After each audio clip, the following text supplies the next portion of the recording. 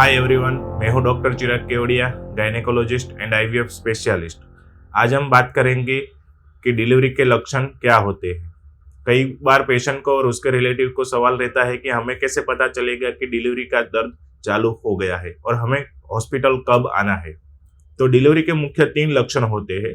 सबसे पहला है एब्डोमिनल पेन, मतलब कि डिलीवरी का जो दर्द है, सुआवड़ का जो दर्द है वो कमर से चालू होता है, फिर धीरे धीरे आगे पेट की ओर बढ़ता है। यह दर्द शुरू में 5 से 10 सेकंड के लिए होता है और इस दौरान पेट एकदम पत्थर जैसा कड़क हो जाता है और बीच बीच में पेट एकदम रिलैक्स हो जाता है। यह दर्द फिर बढ़कर 5 से 10 सेकंड से बढ़ के 25 से 30 सेकंड के लिए भी हो सकता है और धीरे धीरे दो दर्द के बीच का जो इंटरवल है वो भी कम होता रहता है और दर्द की तीव्रता भी बढ़ती है। तो मतलब अगर आपको पेट का दर्द धीरे धीरे बढ़ता है, कम कम इंटरवल में होता है, तो समझ लो कि वो सुआवड़ का दर्द है। इसके अलावा कभी कभी 7वें, 8वें और 9वें महीने में जूठा दर्द भी होता है, जिसको हम ब्रैक्सटन हिक्स कॉन्ट्रैक्शन बोलते हैं। इस दौरान पेट का दर्द आपको कंटिन्यूअसली रहता है, बीच में कभी भी रिलैक्स नहीं होता है और यह दर्द आपको सोने से या तो फिर कुछ खा लेने से या तो फिर घूमने फिरने से भी कम हो जाता है। लेकिन सुआवड़ का जो दर्द है वो सोने से, बैठने से या कुछ भी करने से वो कम नहीं होता है और धीरे धीरे बढ़ता ही रहता है।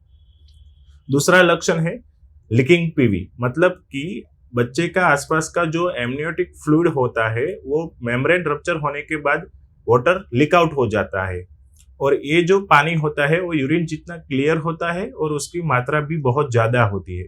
इतनी ज्यादा होती है कि आपके अंडरवेयर और कपड़े भी गीले कर सकता है। कई बार लोग व्हाइट डिस्चार्ज को वाटर लीकआउट के साथ कंफ्यूज हो जाते हैं, लेकिन व्हाइट डिस्चार्ज का मटेरियल थिक होता है और वो उसकी मात्रा भी बहुत कम होती है। सुआवड़ का तीसरा लक्षण है शो, मतलब कि गर्भाशय के मुख के पास जो म्यूकर्ड मटेरियल, चिक्कास जैसा पदार्थ होता है, उसमें ब्लड मिक्स होने के बाद पिंक या तो रेडिश कलर का या तो ब्राउनिश कलर का डिस्चार्ज आपको देखने मिलता है।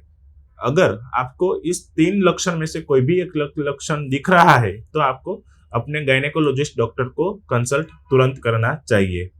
और यह लक्षण देखने के बाद भी आपको पैनिक नहीं होना है, क्योंकि फर्स्ट डिलीवरी अगर आपकी है तो ये सिम्टम्स चालू होने के 6 से 12 घंटे के बाद ही ज्यादातर केस में डिलीवरी होती है।